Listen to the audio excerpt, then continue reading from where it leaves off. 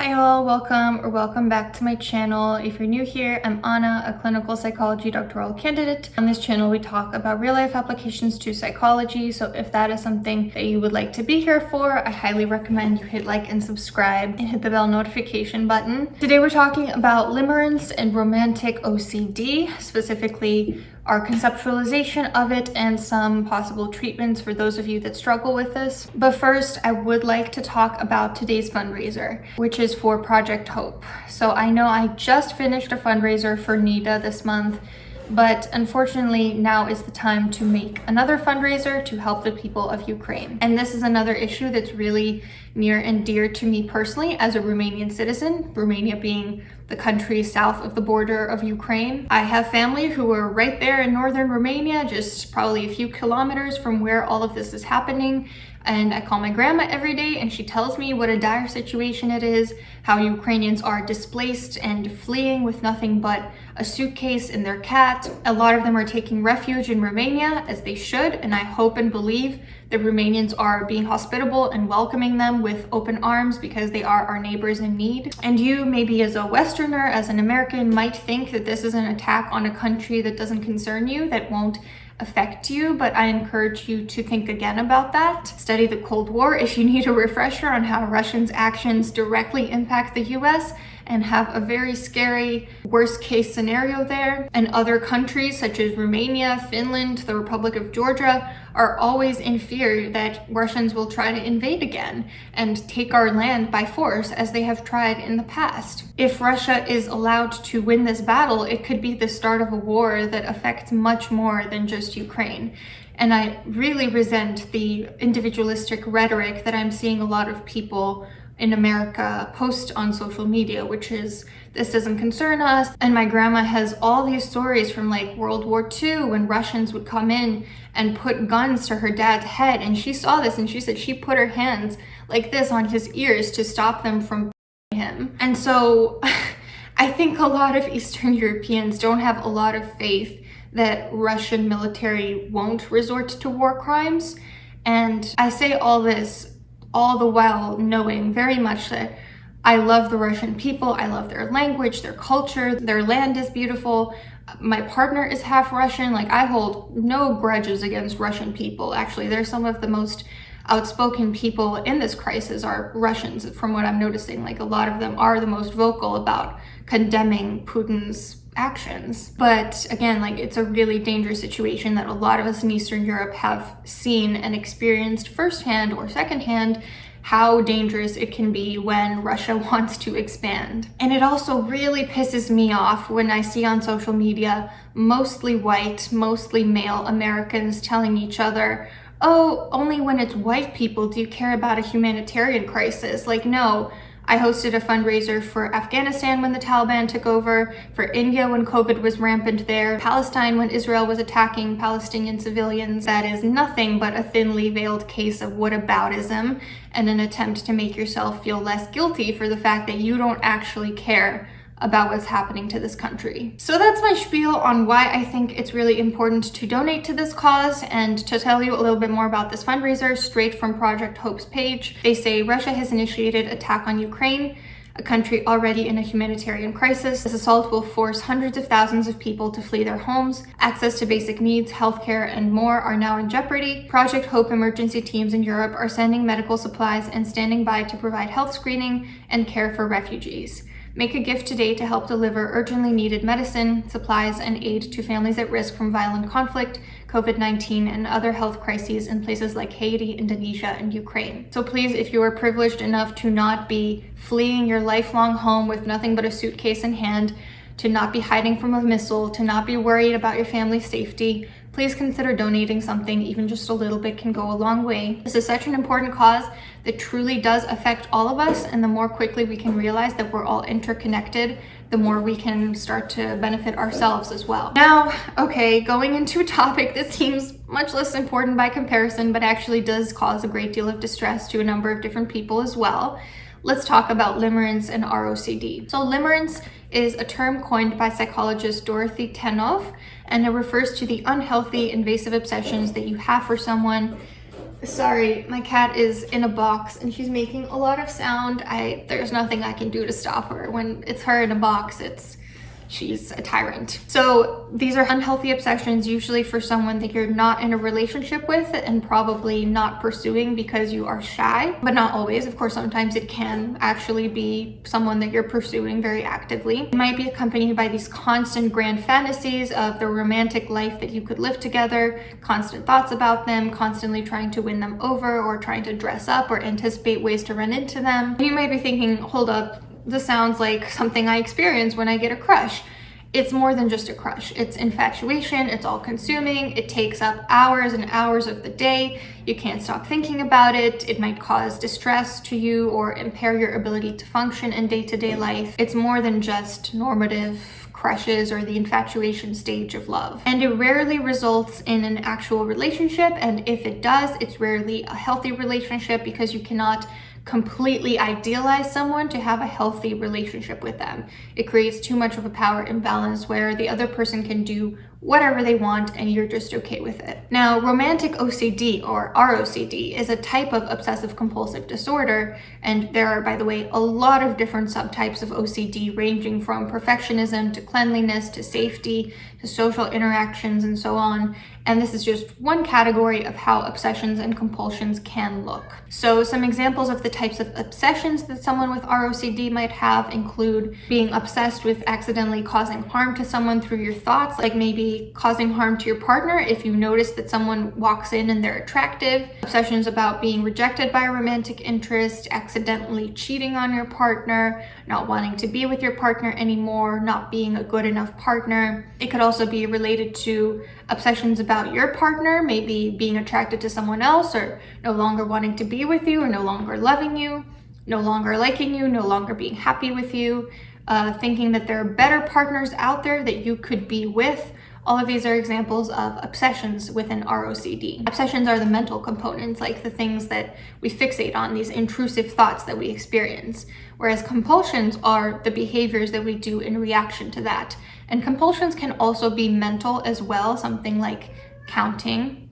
Chianti! So they don't necessarily have to be like very behaviorally visible, but they are reactions to the obsessions intended to decrease the anxiety that is caused by the obsessions. So some examples could be checking your partner's phone or social media to see if they're cheating on you, checking to see whether your partner is checking someone out when someone walks in, reassurance seeking about whether they still want to be with you, whether they still love you, following your partner to see who they meet up with, compulsively texting your partner to check where they are or what they're doing or who they're with, checking your memory for any signs that they're cheating or unhappy with you, or any of the above that I just listed needing to be done a specific number of times, which would be kind of a counting compulsion. So again, some of these are not unusual for a person that doesn't have OCD. Like if your partner cheated on you or is showing clear signs that they might be cheating, it's natural to feel the urge to check their social media or to see if they're actually telling you the truth. If your partner has a wandering eye or you've been with someone in the past that made you feel insecure, it's normal to check whether this person is doing it right now. If your partner doesn't seem too happy, of course it's natural to check in with them and ask for some assurances that they still want to be with you. It's natural to a certain degree that we all want to make sure our partner loves us, wants to be with us, and is loyal to us.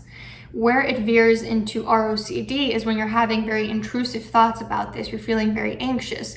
It's not related to anything specific that's happened, but rather just a feeling, urge, or image. And it takes more than an hour a day of your time, and it's very distressing and it interferes with your life. So what are the causes? Like, how do we conceptualize these two types of phenomena? They've been associated with low levels of serotonin and high levels of dopamine and norepinephrine, which are neurotransmitters that are very important to day-to-day functioning. And OCD in particular has a very neurobiological component. It is very much like there's this cycle in people's brains that tells people if you do this, then your anxiety is going to decrease. And for people with OCD, it's like that cycle is a broken record almost. It's like it tells them if you do this, your anxiety is going to decrease, and it's a very intense anxiety, and they do the thing and their anxiety just reverts right back and says, okay, now do it again, and then right back up and okay, now do it again. It's very much like a broken record. Like you cannot stop yourself from performing this compulsion because the obsession is so distressing. These issues have also been associated with partner-focused heightened attention and goal-directed behaviors. So a higher amount of attention on what your partner is doing, and goal-directed behaviors could be related to any type of compulsivity, or, you know, like people who are addicted to gambling, for instance, or very sensitive to rewards can be somebody that has a lot of goal-directed behaviors. Fear of abandonment, I think, ties in a lot with this topic, and that is associated with some cluster B personality disorders, cluster B being the dramatic erratic cluster. So for disorders such as borderline personality disorder or BPD, it's very typical that sometimes people will have fear of abandonment as a very intense fear for them, and that is something that can be associated with things like limerence. Social anxiety can also be related because you fear that other people won't like you or will judge you or embarrass you. So in a sense, ROCD is kind of like social anxiety specifically related to romantic relationships, but that's a very gross overgeneralization on my part. Interpersonal traumas are also correlated with this. Like people have hurt you in the past. If you have complex trauma in particular, now you need reassurance from people that you can trust them, or maybe you didn't get the love and attention that you deserved from your family growing up, maybe you were neglected, and now you're constantly chasing it in your other attachment relationships. So those are some ways of conceptualizing what's going on with these issues. And some treatments. I'm not going to pretend this is something that can be fixed with a simple video, so I'll just be giving you a brief overview of the strategies that can help you, but I do encourage you to work together with a therapist on these. So ACT, acceptance and commitment-based therapy, has something called thought diffusion, which is very similar to dialectical behavioral therapy or DBT, mindfulness of thoughts exercises. It's basically taking away the power that thoughts have over you, reminding yourself that this is just a thought, putting it on paper, putting some distance in between you and the thought, trying to get it so that you have the thought, not the other way around where the thought has you. Really being mindful of a thought, observing a thought, noticing that you're having a thought, letting it come in and out kind of like a cloud in the sky or kind of like items on a conveyor belt. Thinking about thoughts in terms of metaphors like I just mentioned to help you, again, take away some of the power that they hold over you, like thinking about them as passengers on a bus, or just the driver. You're trying to get to your destination safely, they're trying to berate you, they're being loud, they're trying to get your attention, and you're just kind of ignoring them, keeping your eyes on the road. So those are some examples, is ACT, thought diffusion, and DBT, mindfulness of thoughts, two techniques that go hand in hand that I found very helpful for clients who struggle with this. Then there's also exposure and response prevention therapy, or ERP, which is created predominantly for people with OCD to resist compulsions. We'll make a hierarchy from things that they make them a little anxious to consider resisting, like, okay, I won't wash my body 3 times today, I'll only do it twice, versus things that make them very anxious when they consider resisting, such as like, I won't cross myself when I cross the street, like just random examples. And so working with a therapist to create that hierarchy of what are the things that make you a little anxious to think about not doing, what are the things that make you very anxious to think about not doing, and starting from the bottom, working your way up to resist performing those compulsions so that you are no longer feeding the anxiety, you're just sitting with the anxiety, tolerating it, so that over time, that cycle that I was talking about weakens. And so for ROCD, the compulsions would be very romantic based, like resisting looking at your partner's social media, or checking their phone, or checking where they're at, or texting them 24/7. Resisting those types of things. Usually those are paired with relaxation or coping or grounding skills to help you tolerate the distress. So usually those will be paired with something like progressive muscle relaxation, or something, a grounding technique to get you to be a grounding technique to enhance sensory awareness, such as 5, 4, 3, 2, 1, where you list 5 things that you see around you, 4 things that you can physically feel, 3 things that you can hear, 2 things that you can smell, 1 thing that you can taste. That's an example of a grounding exercise that would be meant to de-escalate your anxiety in the moment, particularly when you're trying to resist a compulsion. Worry scripts are also something that can be helpful for people with intrusive obsessions. Worry scripts are when you write out basically your worst case scenario in very vivid detail, as if it's actually happening to you in the present moment. And obviously when you're doing this, your anxiety increases, and that is not fantastic. But the more you do it, if you do it over the course of 2 weeks for half an hour every day, it actually decreases how much time you spend thinking about that thing, because you're getting it outside of your head onto paper, where you're suddenly realizing, oh, I'm thinking about this worst case scenario and it's not actually happening. Like maybe your worry script is my partner is cheating on me. So maybe you every day for 2 weeks write about he cheats on me in this way, he cheats on me in that way, he's looking at another girl, he's texting someone else. And you kind of figure out what are the patterns of the themes that make you the most anxious. You try to hone in on those to really get to your worst case scenario. And in the beginning, like I said, you probably will be thinking about this more than you were before, but through this exposure, because really that's what it is an exposure technique, is you're starting to de-emphasize how much you're thinking about this and almost like imaginally exposing yourself to a situation. Because obviously I don't recommend that you tell your partner, go cheat on me so that I can gain exposure to this thing that I'm really worried about. This is a form of imaginally exposing yourself to something that's very distressing so that you can feel less anxious about it. Because that is the mechanism whereby anxiety works, is you avoid something and you become more anxious about it. Like recently, I've been very scared to get on planes. It's like a new anxiety that I have. And I know that it would be the worst thing in the world for me to not get on a plane because of that, because that would be the way to ensure that I never ride a plane again. Something else that can help you with limerence is forming healthier attachment bonds. So having these corrective experiences with someone that you trust, such as a therapist or a close friend. And then some more DBT techniques that can be helpful. There's a whole chapter in DBT on interpersonal effectiveness, which can help you understand how to better deal with people without chasing them away, how to better get into the mindset of what they might be thinking, considering taking their perspective as opposed to just making very fear-based and egocentric decisions. Another chapter of DBT is distress tolerance, which is all about tolerating the anxiety without reacting to it, hearing ways to soothe yourself, to distract yourself, techniques for more intense distress, such as doing very intense exercise or progressive muscle relaxation paired with breathing exercises, or putting your face in ice water for 30 seconds. That